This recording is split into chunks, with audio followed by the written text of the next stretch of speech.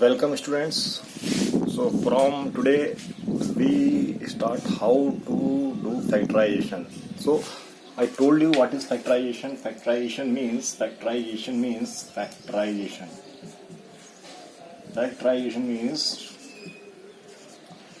to make factors. It means to make factors, or to make factors. And we studied factor theorem. हमने factor theorem पढ़ी है, उसमें हमको पता चला है कि we can find out factors of polynomials. Okay, thing is that let's take example of again. We take the example of what? 15. And when we divide 15 by 5, then we get what? 3. We get 3. So we can write 15 like this. 5 into 3. So we need to learn this. If any px is there and gx is its factor, अगर कोई px है उसका gx factor है, तो जब ये factor था, जब 15 को 3 से डिवाइड किया गया तब एक फैक्टर और भी तो आया है फिर. तो we should find out this thing. वो इसके फैक्टर के फॉर्म में लिखी जाएगी. कब निकलेगा जब मैं px को डिवाइड करूंगा gx से, तब मुझे ये चीज यहाँ पे मिल जाएगी. So we need to find out factors in such manner. After making out factors, we will write that polynomial in the term px है, one factor into second factor into third factor.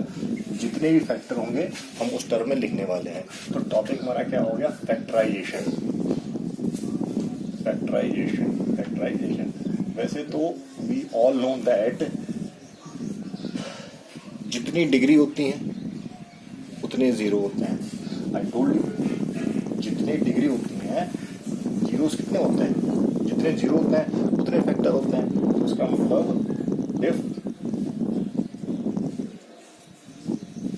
Any polynomial, कोई polynomial है, let any polynomial of degree 1. क्या है? Degree 1 है. Degree 1 example दिया हमने x + 4. ये polynomial है, तो इसके जीरो कितने हुए? इसके जीरो हुए जब मैं x की वैल्यू -4 पर चेक करूंगा तो 4 - 4 इज 0. इसका मतलब x = -4 इज व्हाट? इज 0. तो इसका फैक्टर क्या हो गया? x + 4. तो जो डिग्री 1 है उसका आपको एक ही फैक्टर मिलेगा. इसका मतलब अगर डिग्री 2 होगी, मतलब और आप वैल्यू निकालेंगे, किसी भी आपको जीरो नहीं मिलने वाली. इस पे जीरो मिली है, किसी भी जीरो नहीं मिलने वाली. इसी प्रकार डिग्री 2 के 2 फैक्टर्स होंगे.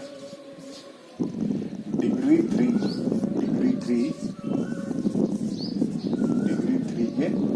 3 फैक्टर होंगे. और डिग्री अगर 10 है तो 10 फैक्टर होंगे, और डिग्री n है तो n फैक्टर होंगे. डिग्री अगर n है तो कितने फैक्टर होंगे? n फैक्टर होंगे. ये चीज आपको समझ में आनी चाहिए. So related with this topic we will study factorization of what? Quadratic polynomial. Factorization of quadratic polynomial.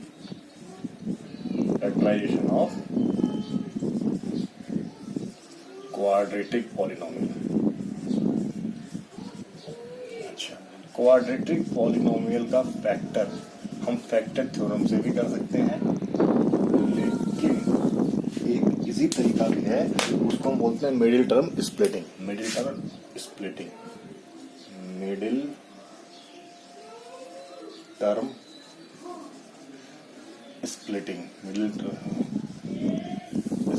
हम ये भी तरीका करते हैं. तो मिडिल टर्म क्या होता है? Middle term is regarded as क्या निकालते हैं, मिडिल टर्म क्या होती है, यहाँ मिडिल टर्म क्या होती है, middle term is coefficient of x, coefficient of x. Middle term वही होती है, मिडिल टर्म क्या होती है, कोफिशिएंट ऑफ एक्स। अगर कोफिशिएंट का एक्स है वही मिडिल टर्म होगा, और उसको हम क्या कर देंगे, स्प्लिट, उसको हम कर देंगे स्प्लिट। तो let us take the example, कोई हमारे पास पॉलिनोमियल है ax, पॉलिनोमियल है कैसे, ax square bx plus c। तो इसको हम कैसे लिखेंगे, एक फैक्टर यहाँ पे आ जाएगा और एक फैक्टर यहाँ पे आ जाएगा, एक फैक्टर यहाँ पे आ गया, एक फैक्टर यहाँ पे आ गया। हम लोग इसको ऐसे लिख देंगे, इसकी डिग्री 2 है तो 2 फैक्टर होने वाले हैं इसके। तो कैसे, हमने इसको स्प्लिट करके कुछ कंडीशन निकाली, इस टर्म को स्प्लिट करके कुछ फैक्टर निकाली, कुछ चीज़ निकाली, तब जाके हमको ये यहाँ पे मिलेगा। क्या कंडीशंस होंगी, तो मैं एक्सरसाइज हमारा जो 2.4 है उसका क्वेश्चन नंबर 4 लेता हूँ यहीं से। क्वेश्चन नंबर 4 का पार्ट फर्स्ट यहीं से शुरू करते हैं हम लोग। तो क्वेश्चन नंबर 4 क्या है, फैक्टराइजेशन। क्वेश्चन नंबर क्या है, फैक्टराइजेशन, उसका फर्स्ट पार्ट है। और हम बेसिकली जो क्वाड्रेटिक पॉलिनोमियल है उसको मिडिल टर्म स्प्लिटिंग करके क्या कर रहे हैं, फैक्टराइज कर रहे हैं। इसका फैक्टर थ्योरम से भी होता है, प्रूफ वो थोड़ा लंबा हो जाता है। तो क्वेश्चन नंबर 4 का ये है फैक्टराइजेशन। क्वेश्चन नंबर 4 क्या है मेरा, फैक्टराइजेशन। Factorisation okay. सो अब हमने देखा इसमें मिडिल टर्म क्या है, बताया गया मिडिल टर्म। अगर हम यहाँ देखा, यहाँ पे मिडिल टर्म जो है, मिडिल टर्म क्या है, मिडिल टर्म है व्हाट, -7। मिडिल टर्म क्या है, -7 मिडिल टर्म है। तो -7 को हमको 2 पार्ट में तोड़ना है, 2 पार्ट में तोड़ना है। तो जो उसको 2 पार्ट में तोड़ते हैं, क्या मान लेते हैं, एक मान लेते हैं हम लोग P, एक मान लेते हैं Q। हमको इसको 2 पार्ट में तोड़ना है। तो इसका मतलब तो यही हुआ, 2 पार्ट में जब हम इसको जोड़ रहे हैं, तो ये क्या आना चाहिए, -7। ये हमने इसको ऐसे स्प्लिट कर दिया, ऐसे स्प्लिट कर दिया, ये चीज तो है। और कब, जब P एक 0 है, ये क्या है, P क्या है, एक 0 P है और ये भी 0 है। क्यों, मैंने इसको इसी फॉर्म में रखा हुआ है। अच्छा, 0 ही लिए हुए, म्हणजे ये 0 कैसे आएंगे। अब बोलोगे सर ये क्या मतलब हुआ कि जो ये 7 है तो ये 0 कैसे हो जाएंगे। ये 0 इससे ऐसे हो जाएंगे, 0 ये ऐसे हो जाएंगे। देखना कैसे हो जाएंगे भी, कि अगर मैं इसको, इस चीज को इस तरीके से लिख दूं कि, तो इनको बेसिकली 0 तो खैर नहीं ले सकते हैं, बिकॉज इसी आगे आपको समझ में आएगा। लेकिन ये इनका सम तो स्प्लिट करने वाले हैं, तो ये सम तो इनका कितना ही होगा। लेकिन साथ में एक चीज और है कि अगर मैं P और Q को मल्टीप्लाई करता हूँ, अगर मैं यहाँ पे P और Q को मल्टीप्लाई करता हूँ, तो इनका प्रोडक्ट क्या आएगा, इनका प्रोडक्ट जो एक्स स्क्वायर का कोफिशिएंट है और उनका कोफिशिएंट है उसके बराबर आना चाहिए। ठीक, उसके बराबर आना चाहिए। तो क्या आया, 12। तो अब देखो मैंने क्या बताया कि जब इसको मिडिल टर्म को स्प्लिट करते हैं, स्प्लिट मतलब उसको ब्रेक करते हैं प्लस माइनस, तो -7 आना चाहिए। और जब उसका प्रोडक्ट करते हैं तो क्या आना चाहिए, प्रोडक्ट क्या आना चाहिए, यहाँ चलो आप, प्रोडक्ट ऑफ, जो इनका P Q का प्रोडक्ट क्या आना चाहिए, प्रोडक्ट ऑफ P और Q। जो प्रोडक्ट है, अगर मानता हूँ प्रोडक्ट ऑफ स्प्लिट वैल्यू, क्योंकि स्प्लिट वैल्यू मैंने इसलिए लिखी है क्योंकि वैल्यू बदली होती रहेंगी। जो स्प्लिट वैल्यू है वो क्या है, यहाँ पे एक P है और एक Q है, P और Q है। तो जब हमने स्प्लिट कैसे की है, सच में एक स्प्लिट वैल्यू, ये स्प्लिट वैल्यू, ये स्प्लिट वैल्यूज है, ये स्प्लिट वैल्यूज, ये आपको बेटा लिखा हुआ कहीं नहीं मिलेगा, इसलिए आप ध्यान से सुनो।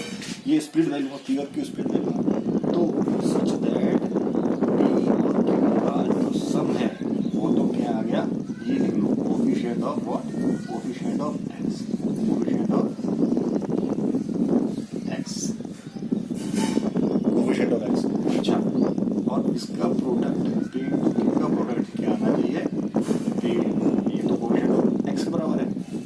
इसका प्रोडक्ट क्या आना चाहिए, ये आना चाहिए प्रोडक्ट ऑफ क्या, प्रोडक्ट ऑफ कोएफिशिएंट ऑफ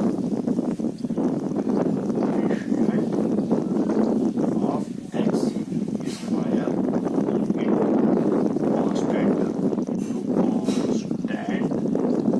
ये चीज ध्यान रखो, देखो ये चीज है, ठीक है। अब तो यहाँ पे क्यू क्या है, यहाँ पे क्यू क्या है, यहाँ पे आपकी अगर मैंने इसको मिडल टर्म को पी क्यू फॉर्म में कर लिया है तो यहाँ पे प्रेजेंट में पी प्लस क्यू तो मेरे पास क्या है -7 है, तो मल्टीप्लीकेशन भी तो निकालना पड़ेगा, क्या है P into Q, coefficient of x square क्या है 12 और कोफिशिएंट कांस्टेंट क्या है 1, तो ये 12 हुआ कि नहीं, ये चीज आपको पहले पता होनी चाहिए। सबसे पहले हमको ये तो पता होनी चाहिए मिडिल टर्म है क्या, सबसे पहले ये तो पता होना चाहिए what is the middle term. तो मिडिल टर्म क्या होता है, एक्स का कोफिशिएंट। मिडिल टर्म क्या होता है, कहाँ लिखा है मैंने, मिडिल टर्म होता है, middle term is coefficient of x, ठीक।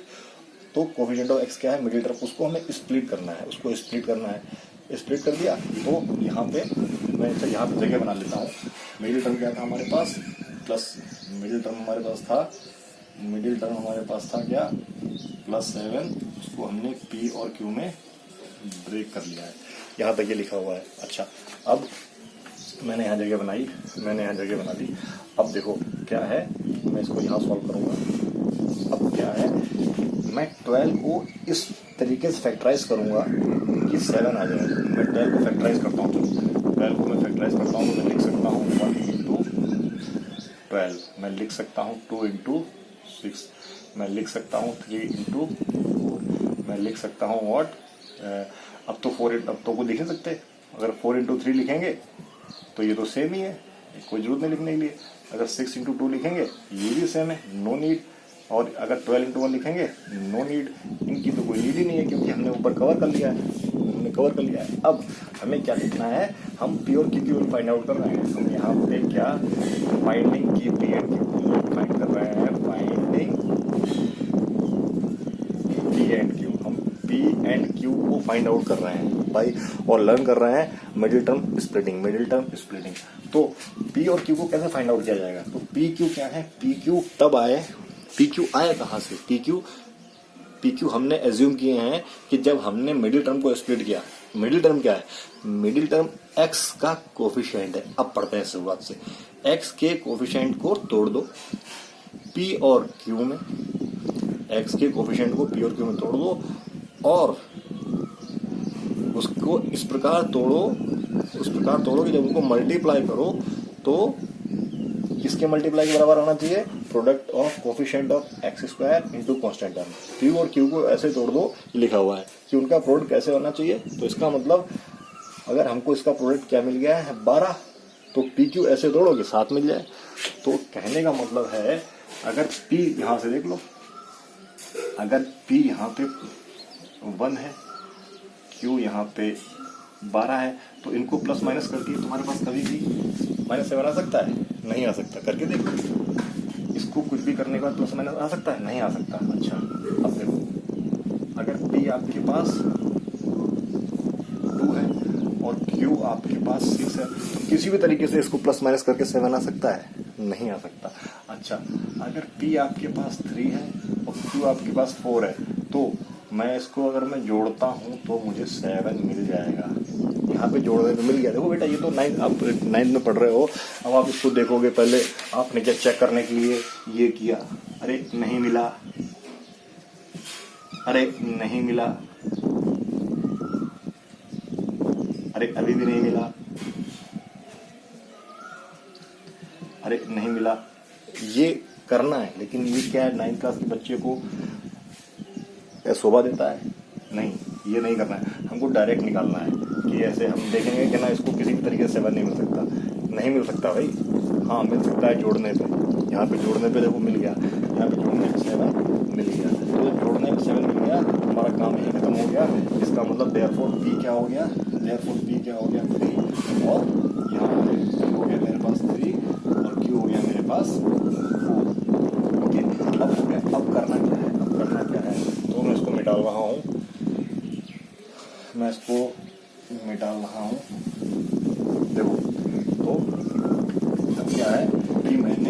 मिडिल टर्म को मैंने कैसे ब्रेक कर लिया है, p बराबर 3 में और q बराबर 4 में, ठीक। तो अब मैं मिडिल टर्म को क्या लिख सकता हूँ, 12x², ठीक है। अच्छा, अब माइनस कॉमन ले भी सकते हैं, नहीं भी ले सकते हैं, ठीक है। कॉमन ले भी सकते हैं, नहीं भी ले सकते हैं। तो इस एग्जांपल को हम क्या करते हैं, जनरल एग्जांपल बना लेते हैं। इसको हम क्वेश्चन नंबर 4 को नहीं करते हैं, ये एग्जांपल की लिख लेते हैं। और ये हमारे पास प्लस है, ये हमारे पास प्लस है, ठीक है। तो माइनस में आप लोगों को दिक्कत लेने में दिक्कत होगी, माइनस से हम लोग बाद में करना शुरू करेंगे। तो मिडिल टर्म सारे पॉजिटिव में सीखते हैं, नेगेटिव तो अपने आप ही सीख जाएंगे। तो मिडिल टर्म क्या है हमारे पास, 7। मिडिल टर्म 7 है, उसको हमने ऐसे ब्रेक कर लिया, ऐसे ब्रेक कर लिया। तो देखो, अगर मैं अब इसको 3 लिखूंगा, इसको 4 लिखूंगा, तो ये x है और ये 1, ठीक है। अब मैं अगर ब्रैकेट खोल देता हूँ, तो मुझे कुछ ये चीज मिलने वाली है, 3x + 4x + 1। अच्छा, अब मैंने क्योंकि इसकी प्रोडक्ट 12 × 1 इसी की फैक्टर ही तो है पी क्यू उसके फैक्टर है। तो इसका मतलब इसमें और इसमें कुछ ना कुछ कॉमन पक्का मिलने वाला हो। कैसे देखो, अगर मैं 12 को फैक्टराइज करता हूँ तो लिख सकता हूँ 2 × 3 × x लिख सकता हूँ। और ये लिखा है 3 × x। बाकी इसको ऐसे लिखा रहने दो, ज़्यादा इतना एलोबरेट ये कोई स्टेप नहीं है, समझाने के लिए बता रहा हूँ। ये कोई स्टेप नहीं है कि आप ऐसे करने लगो, आपको समझाने के लिए। अच्छा, अगर मैं इस टर्म को और इस टर्म को कंसिडर करता हूँ तो मैं एक तो x दोनों में मिल गया, मैं कॉमन ले लूँगा, ठीक है।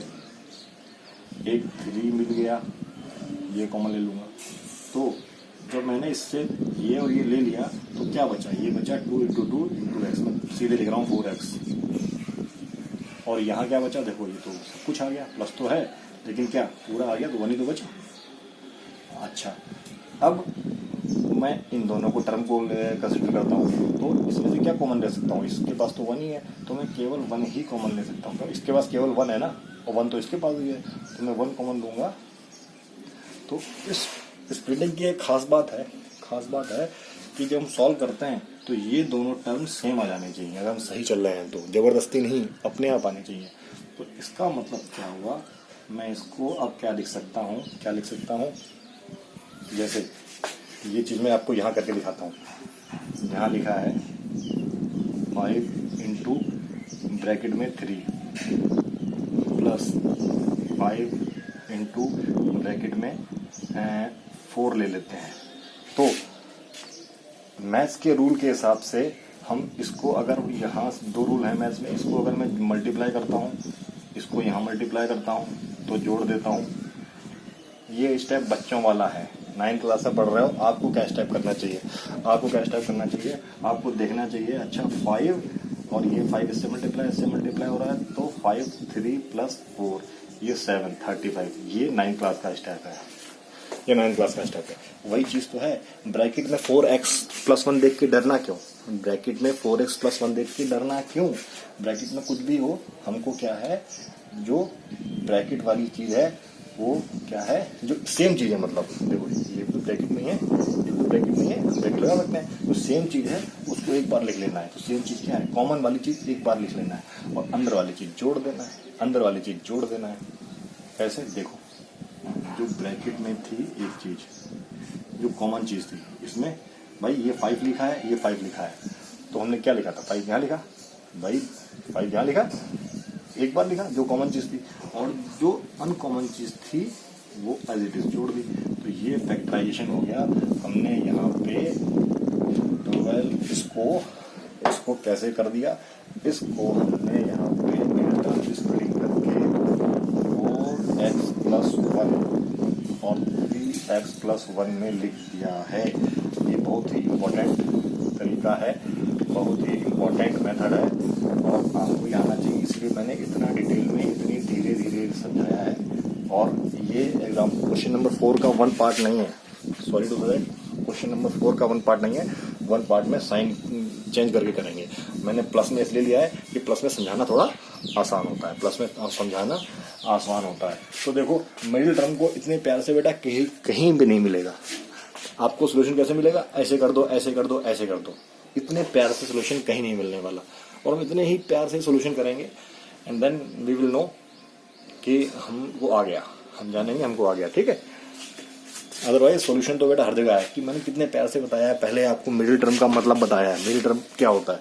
Middle term is coefficient of x. Middle term ये नहीं है कि बीच में लिखा है, मिडिल टर्म ये नहीं है जो बीच में लिखा है। मिडिल टर्म वो है जो कोफिशिएंट ऑफ एक्स है, राइट। मिडिल टर्म क्या है? जो कोफिशिएंट ऑफ एक्स, ठीक है। तो आपको एक नंबर में ये भी क्वेश्चन आ जाता है, what do you mean by middle term, what do you mean by middle term in quadratic equation? So you can define that middle term is the term which is the coefficient of x, ठीक है। मतलब ये अगर question आपको ऐसे आ जाता, ये आपको यही क्वेश्चन आपको ऐसे आ जाता, कैसे आ जाता? फैक्टराइज क्वेश्चन क्या आता आपको? फैक्टराइज 7x प्लस, ये क्वेश्चन आ जाता, या आपको क्वेश्चन ये आ जाता, या आपको क्वेश्चन ये आ जाता,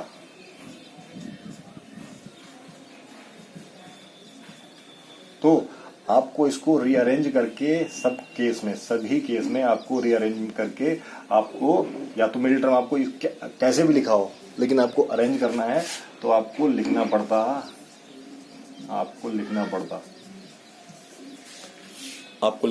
लिखने की जरूरत नहीं है, लेकिन आपको पता होना चाहिए मिडिल टर्म क्या है, ठीक।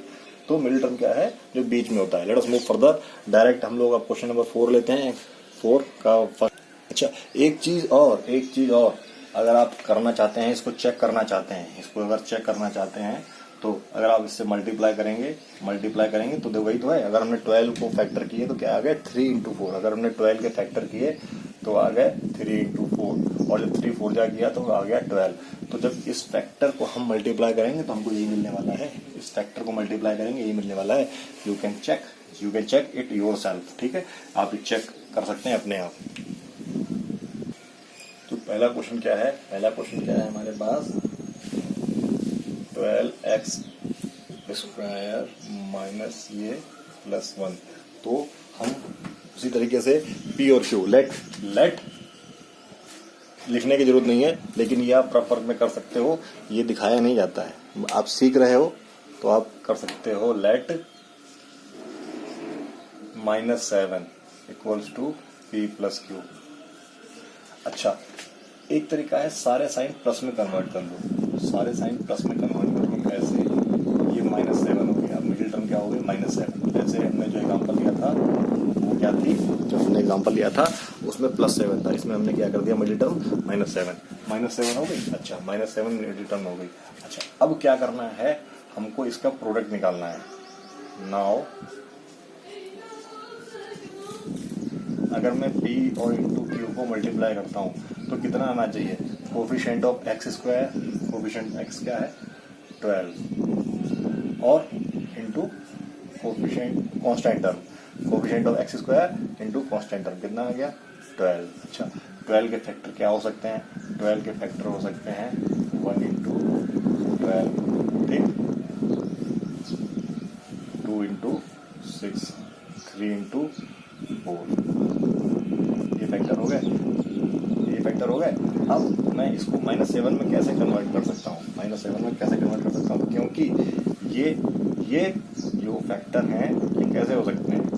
अगर 12 पॉजिटिव आ रहा है ना, 12 पॉजिटिव है, तो या तो ये दोनों पॉजिटिव होंगे, या तो दोनों नेगेटिव होंगे, पहले 12 पॉजिटिव आ रहा है, देखो आपने प्रोडक्ट क्या आ रहा है। मैंने इसीलिए बोला सबको पहले प्लस में कन्वर्ट कर लो, तो प्लस में कन्वर्ट किया तो ये पॉजिटिव आ रहा है, तो या तो ये दोनों पॉजिटिव होंगे। मतलब फैक्टर क्या हो सकते हैं? अगर मोर प्रेसाइजली मैं लिखूं तो मैं इसको लिख सकता हूं, या तो ये होंगे और -1 -12, या तो 2 and 6 होंगे, या ये होंगे, या तो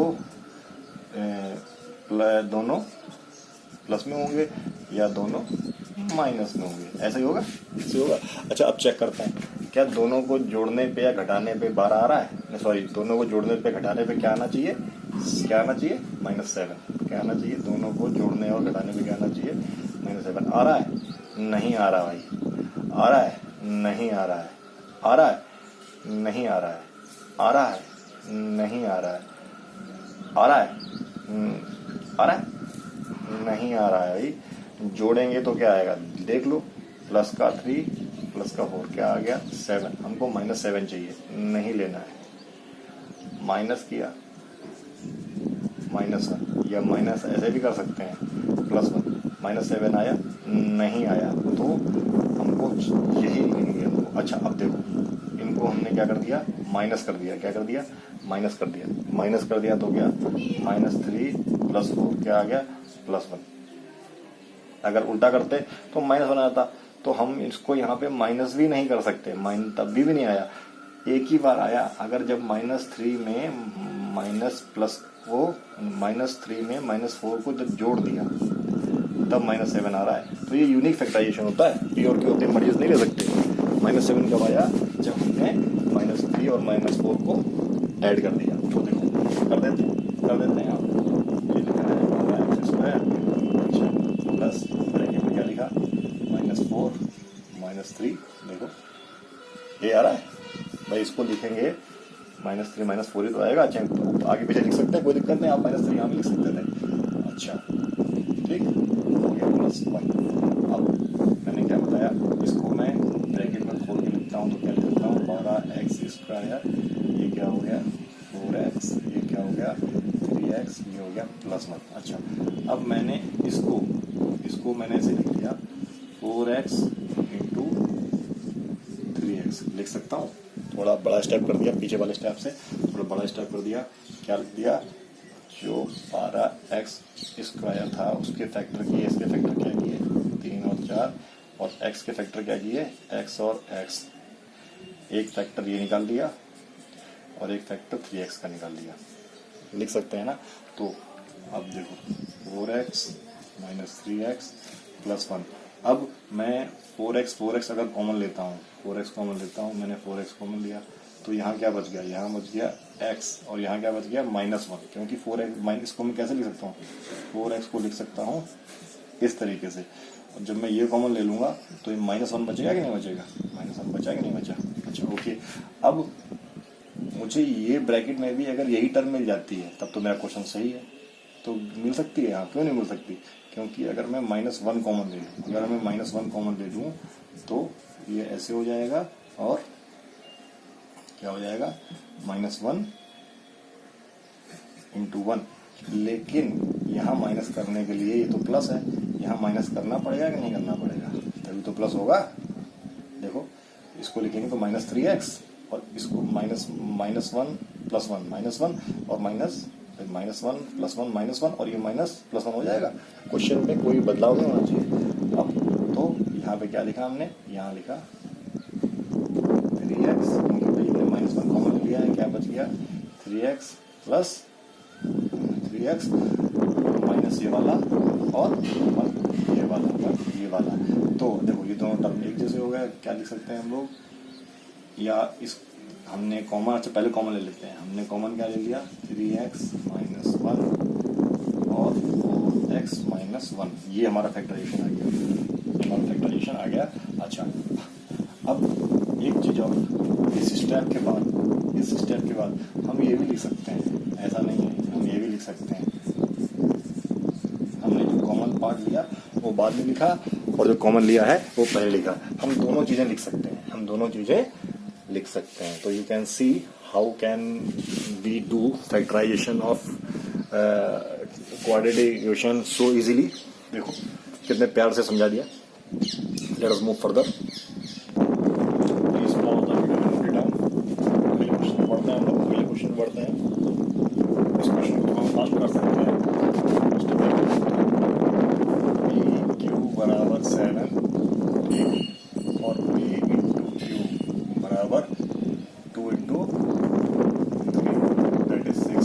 तो 6 के फैक्टर क्या हो सकते हैं? ओनली 1 × 6 और 2 × 3, और ये 6 पॉजिटिव का है तो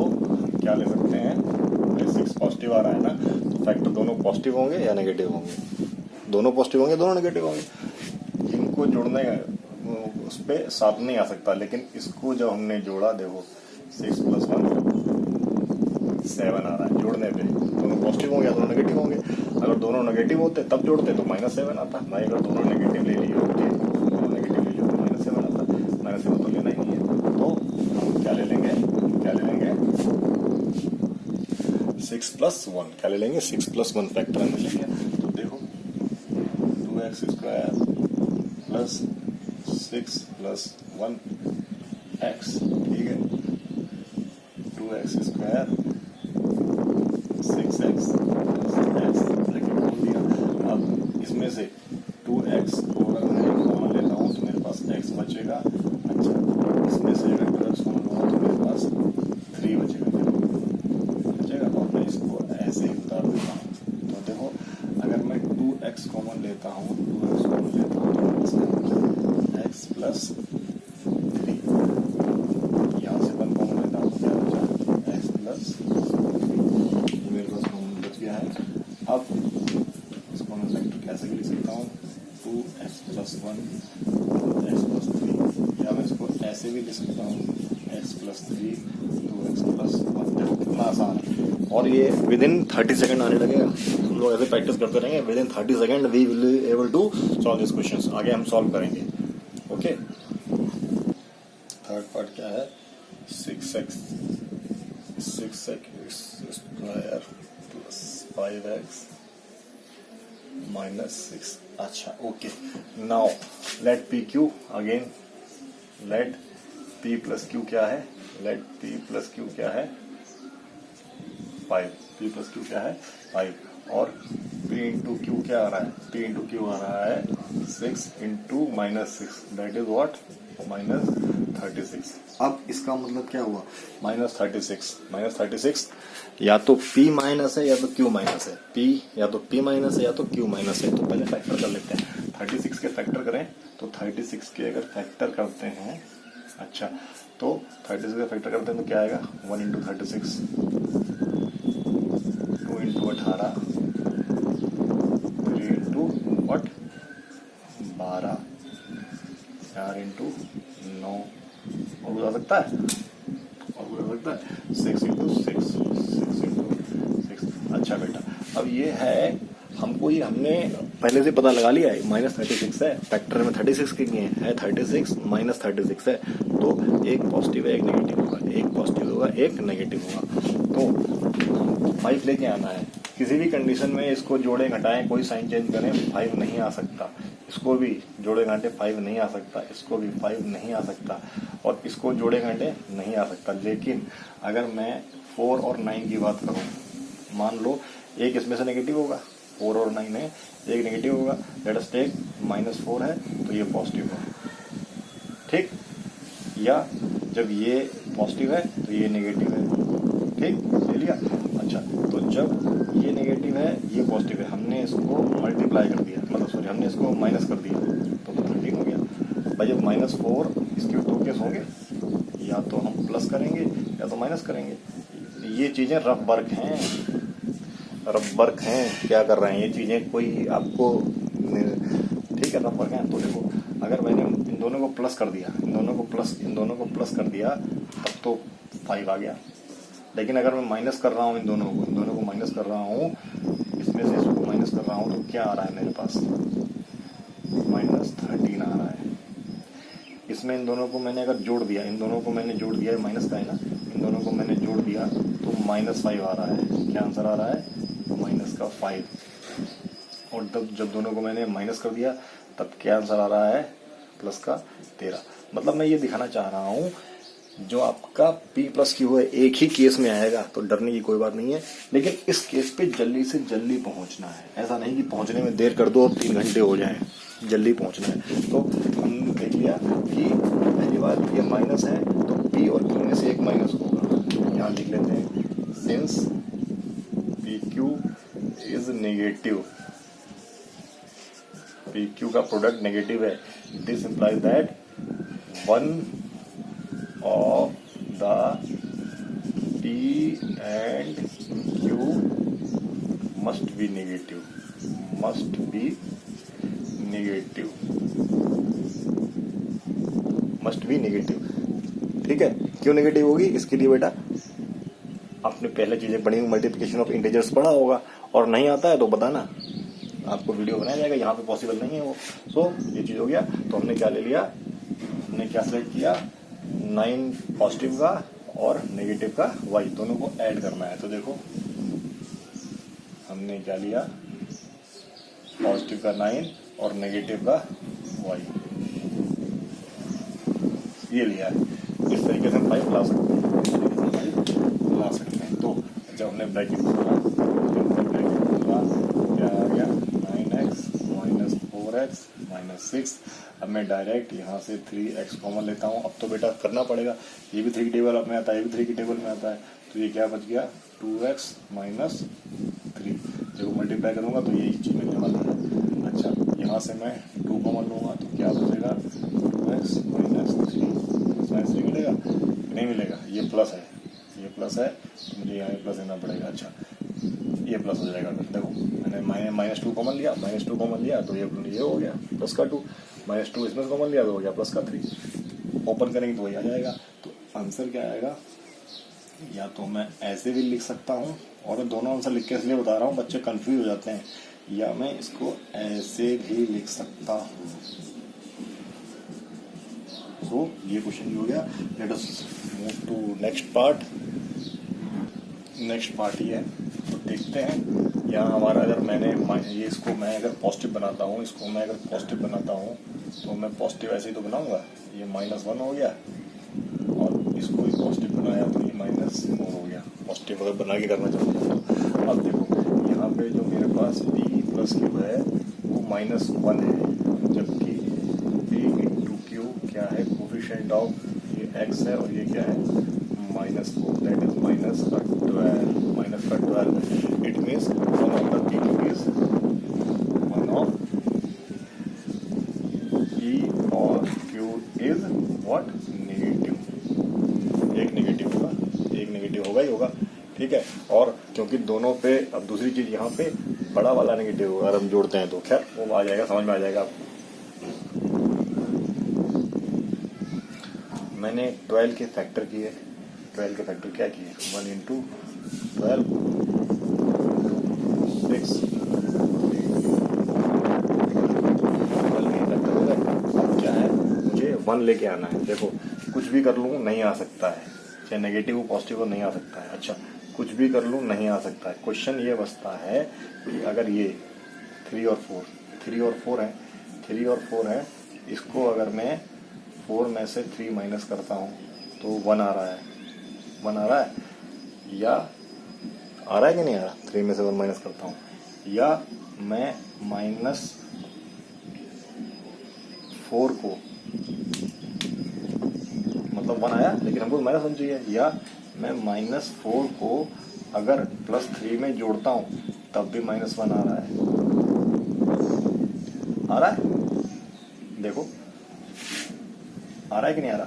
तो मैं इसको यहाँ पे a लिखने वाला हूँ, क्या लिखने वाला हूँ, 3x स्क्वायर, ये लिखा मैंने -4 + 3, ये -1 आ रहा है, और इन दोनों का प्रोडक्ट -12 आ रहा है। तो जब मैंने इसको ब्रैकेट ओपन किया, जब ब्रैकेट ओपन किया तो क्या हो गया, 3x स्क्वायर -4x + 3x -4। अब मैं जब कॉमन लूँगा, क्या कॉमन लूँगा, यहाँ से मैं x कॉमन ले पाऊँगा, तो अंदर बचेगा 3x -4। यहाँ से क्या कॉमन लूँगा, मैं +1 कॉमन लूँगा, तो 3x -4 क्या हो गया मेरे पास, x + 1 और 3x -4। ये आंसर जाएगा। You can see how simple exercise is this, you can see how simple exercise. And आप लोग डरते रहते होंगे कैसे होगा, कितनी सिंपल एक्सरसाइज है। तो जो चीज़ें हमें देखने में टफ लगती हैं, अगर उसको तरीके से पढ़ा जाए तो वो पता चलेगा कितनी सरल होती हैं। तो डरने की कोई बात नहीं है। Keep with me and keep studying like this. I will provide you quality education. Please share and subscribe. We will meet in next video.